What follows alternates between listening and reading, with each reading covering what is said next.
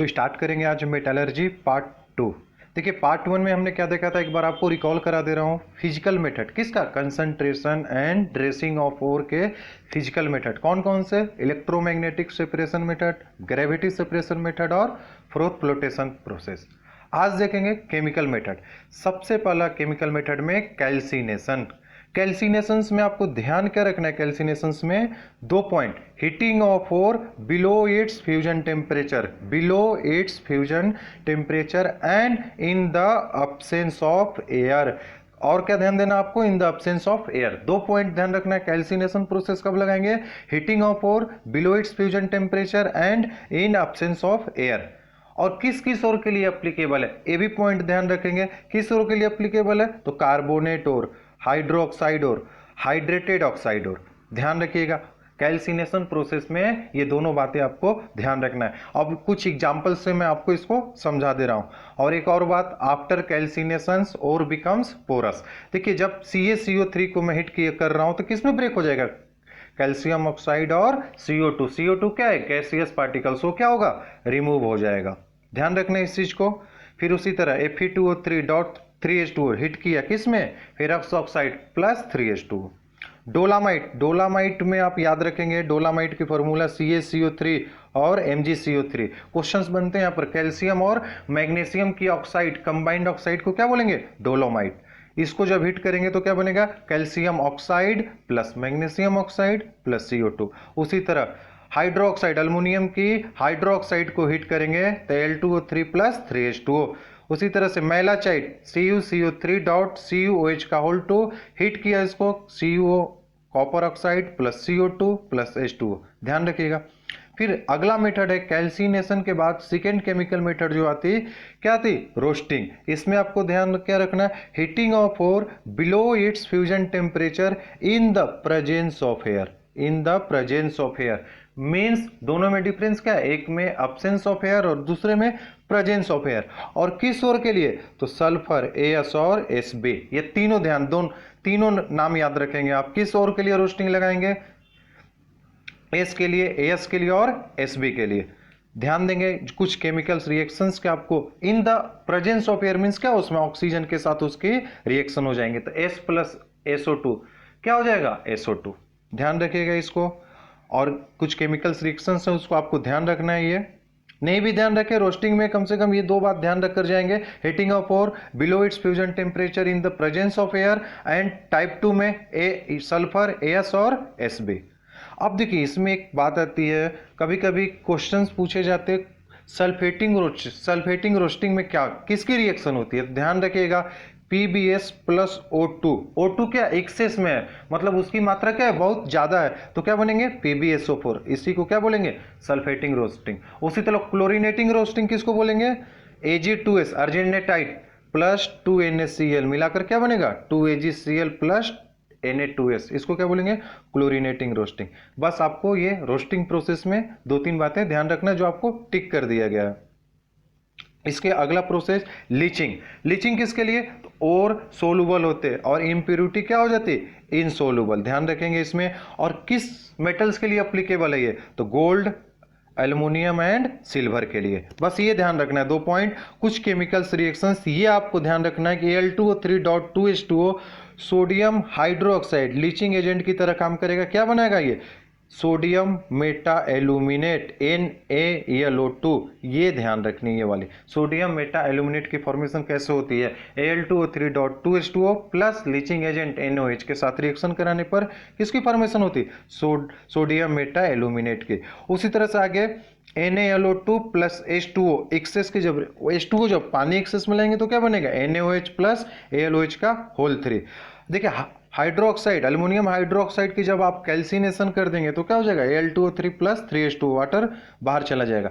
Red bauxite, red bauxite में ये questions बार बार पूछे जाते हैं।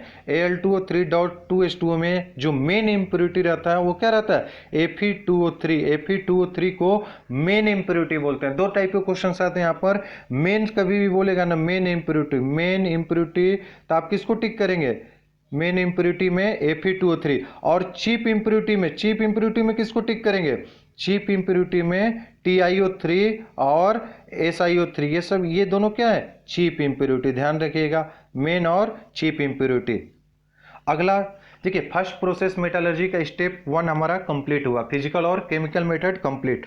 अगला मेथड की तरफ मूव करेंगे, reduction of concentrated ore into crude metal. Crude किसको बोलेंगे, इम्प्योर मेटल को। इसमें देखिए, इसमें फिजिकल प्रोसेस मुझे नहीं पढ़ना है, क्या पढ़ना है, केमिकल मेथड से। तो सबसे पहला केमिकल मेथड स्मेल्टिंग। किसके लिए स्मेल्टिंग कब लगाएंगे, मेटल ऑक्साइड के लिए। कौन से मेटल ऑक्साइड के लिए, low melting point, low melting point के लिए। मींस जैसे low melting point Coke and means smelting process में जो जनरली रिड्यूसिंग एजेंट की तरह यूज करते हैं कोक, कार्बन या फिर कार्बन मोनोऑक्साइड।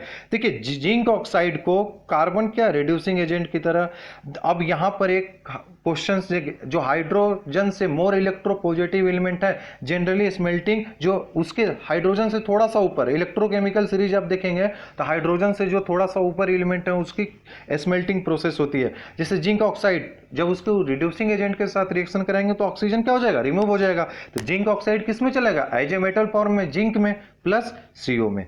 तो एक बात यहां पर ध्यान रखना होगा आपको, जैसे यहां ये लिखा गया ये पॉइंट कि ये देखिए ये ब्रैकेट है, ब्रैकेट में reducing agent below 710 degree Celsius, तो बिलो की बात कर रहा है। तो बिलो की बात में यहां ध्यान रखना आपको 710 पर carbon monoxide, below 710 carbon monoxide कहीं भी रिड्यूसिंग एजेंट की तरह काम करेगा, ध्यान रखिएगा, बिलो 710 कार्बन मोनोऑक्साइड। अब यहां देखिए ये आपको जो लिखा गया है ये क्या, एक ब्रैकेट दिया गया है, एक ब्रैकेट में ये लिखा गया, ब्रैकेट में यहां कार्बन या कोक, कार्बन या कोक रिड्यूसिंग एजेंट की तरह काम करेगा कब, एबव 710 डिग्री सेल्सियस। ये ब्रैकेट है, ये ब्रैकेट की साइन है, ध्यान रखेंगे। यहाँ ब्रैकेट दिया गया, ब्रैकेट में carbon acts as a reducing agent या कोक बोलेंगे कब, से above 1 degree, above 10 degree Celsius पर कार्बन या कोक रिड्यूसिंग एजेंट की तरह काम करेगा।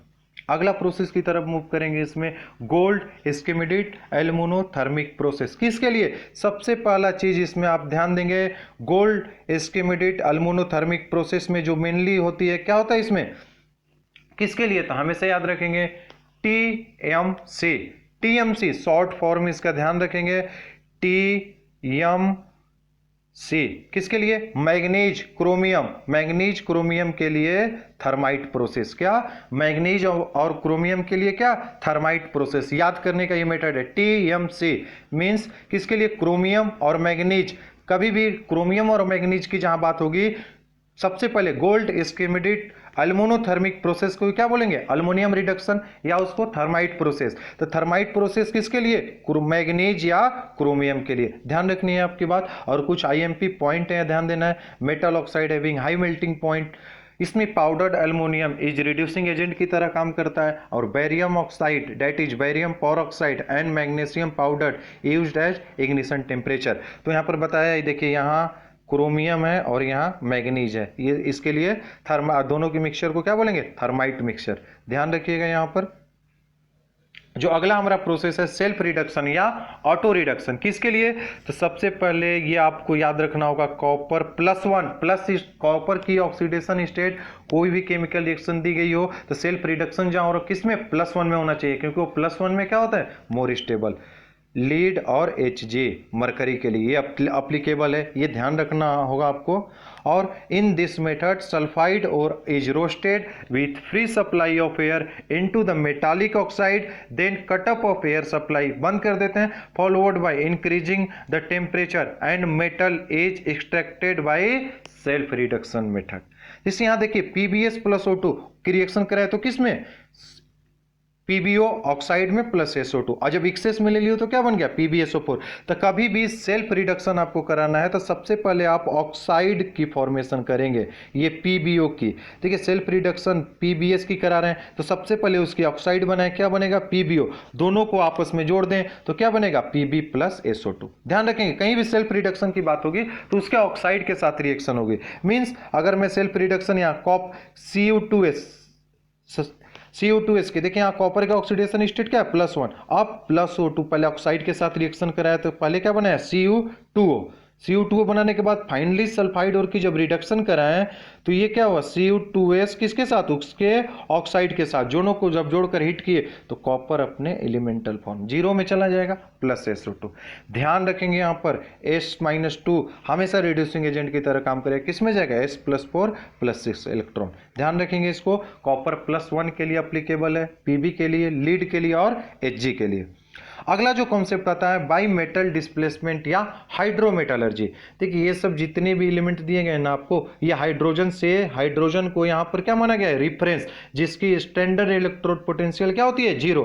जितने भी ऊपर है वो क्या मोर इलेक्ट्रोपॉजिटिव देन हाइड्रोजन, और जितने भी उसके नीचे एलिमेंट लिखा गया वो क्या लेस इलेक्ट्रोपॉजिटिव देन हाइड्रोजन। तो आपको ध्यान रखने वाली बात इसमें क्या है, इन शॉर्ट टर्म में आपको लिख दिया गया hydrometallurgy means leaching plus displacement. Hydrometallurgy means क्या हो जाएगा लीचिंग प्लस डिस्प्लेसमेंट।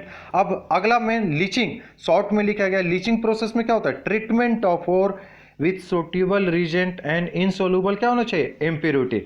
देखिए in hydrometallurgy given or is treated with a suitable chemical substances to make it water soluble salt. Now on adding more electropositive metal in the aqueous salt solutions, less electropositive metal will be displaced from the solution. Point वाली बात आपको ध्यान क्या देना है hydrometallurgy में कि अगर जो सपोज एक एग्जांपल से आपको समझाता हूं, एक्सट्रैक्शंस ऑफ कॉपर फ्रॉम मैलाचाइट। देखिए मैलाचाइट की फॉर्मूला क्या होता है CuCO3 COH का होल 2, इसका कैल्सिनेशन किए तो क्या बना CuO plus CO2 plus H2O।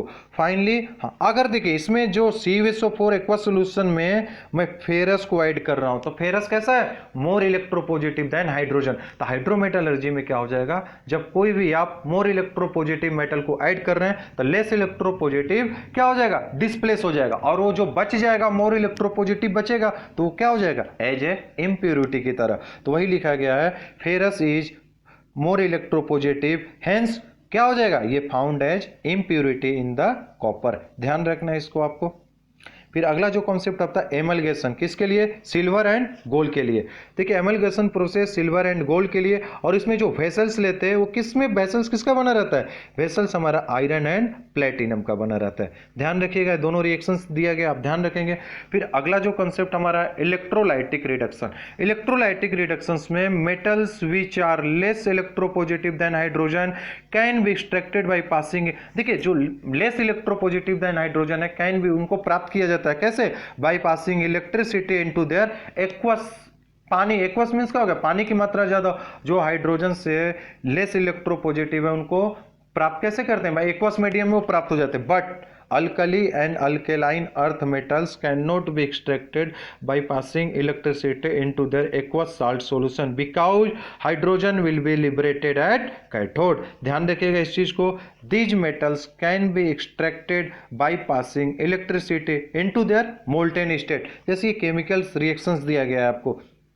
अब ध्यान देखिए by passing electricity into aqueous solution of NaCl, ये प्रोसेस अप्लीकेबल है क्या नहीं, आपको एक रिएक्शन से समझाया गया क्यों अप्लीकेबल नहीं है कि यहाँ NaCl बना लेकिन यहाँ हाइड्रोजन गैस क्या हो गया लिबरेट हो गया। एट कैथोड पर क्या हो जाएगा हाइड्रोजन गैस लिबरेट हो जाएगा जिसकी क्या हो जाएगी कैथोड पर रिडक्शन हो जाएगी, इसलिए applicable generally aqueous NaCl alkali metal alkaline earth metal generally किसमें फ्यूज स्टेट में मोल्टेन स्टेट में बाय पासिंग इलेक्ट्रिसिटी के द्वारा वो क्या हो जाएंगे प्राप्त होते हैं। तो देखिए इन अगर फ्यूज स्टेट में बात करें तो क्या हो जाएगा क्लोरीन वहां पर क्या हो जाएगा फ्यूज स्टेट में Cl2 हाइड्रोजन की जगह क्या हो जाएगा Cl2 chlorine is formed at anode. ध्यान रखेंगे। अगला example extractions of Ag from AgNO3 same है वो Ag वाटर के साथ रिएक्शन करा फिर कैथोड पे Ag बना, एनोड पर क्या बना, ये रिएक्शंस आपको ध्यान रखना है।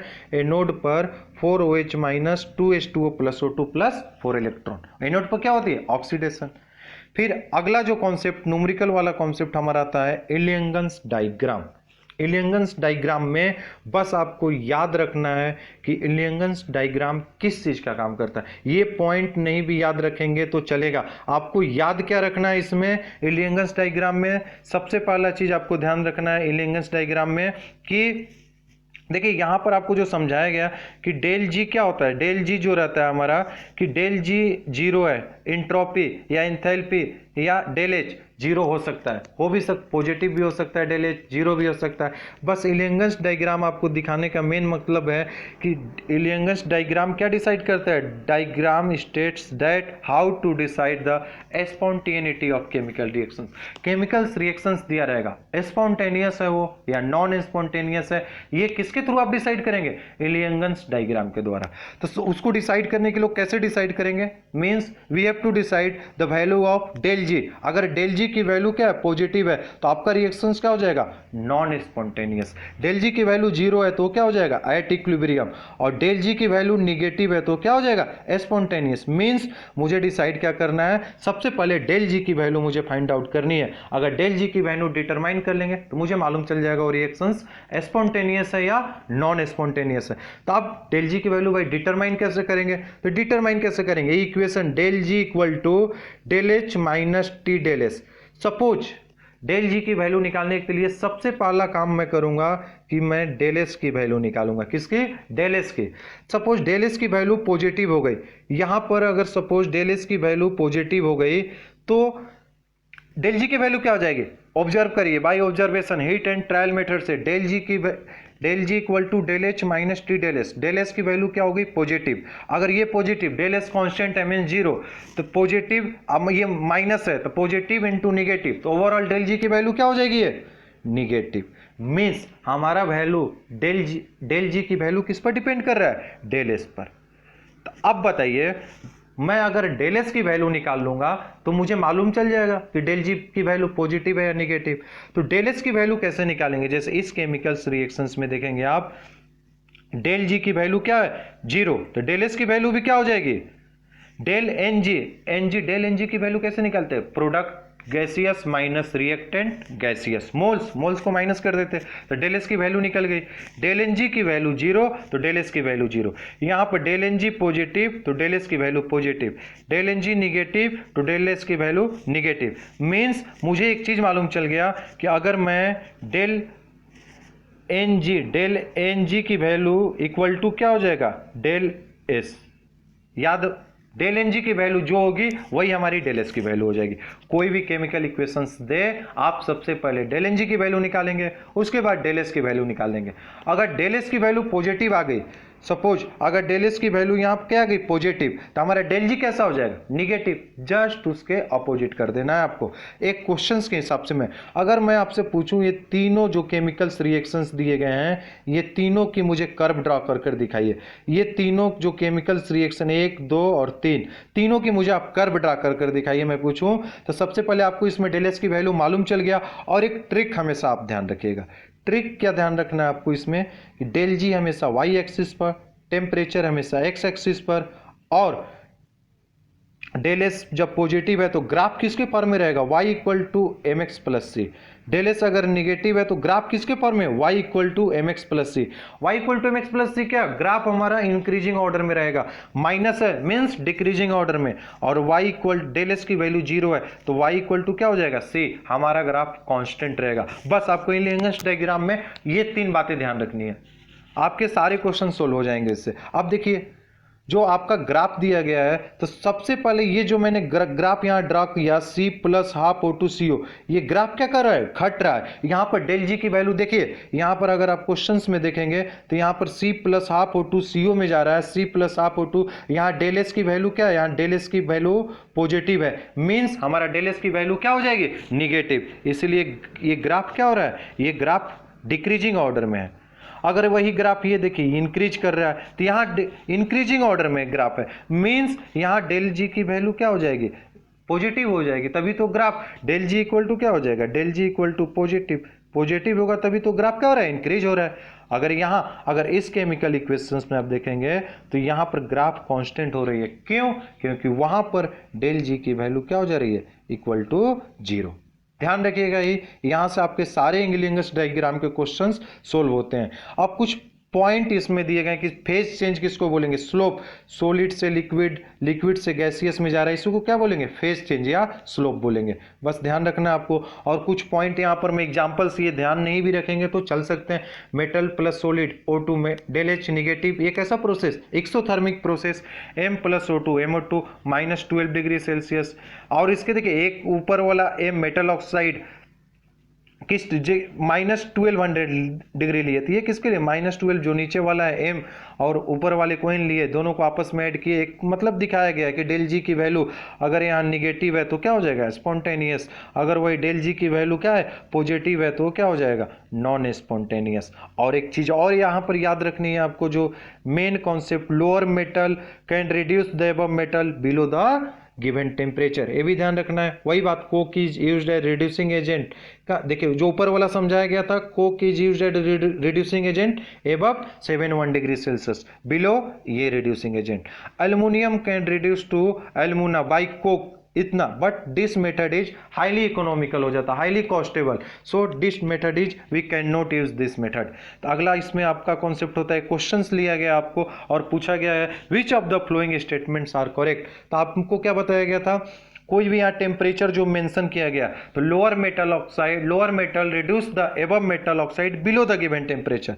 देखिए बिलो 1350, तो लोअर मेटल कौन है, मैग्नीशियम, एबव मेटल ऑक्साइड को क्या कर देगा, रिड्यूस कर देगा। तो ये स्टेटमेंट करेक्ट हो गया। और एक इसका रिवर्स भी तो करेक्ट हो जाएगा, above metal reduce the below metal oxide greater the given temperature. तो एबव, तो जैसे ये फॉर एग्जाम्पल इसके क्या हो जाएगा, एबव में इसका रिवर्स भी करेक्ट हो जाएगा। तो 1-4 हमारा करेक्ट आंसर है। फिर एक छोटा सा कॉन्सेप्ट है, acidic flux which is use to remove basic impurity, इसका नाम आपको ध्यान रखना है, basic flux which is use to remove acidic impurity, इसका नाम आपको याद रखना है। और लास्ट हमारा जो कंसेप्ट आता क्या, slag, it is obtained as a fusible mass and immiscible with the liquid. जो जनरली आपको स्लैग में एग्जाम्पल स्लैग्स के याद रखने हैं, CaSiO3 FeISO3।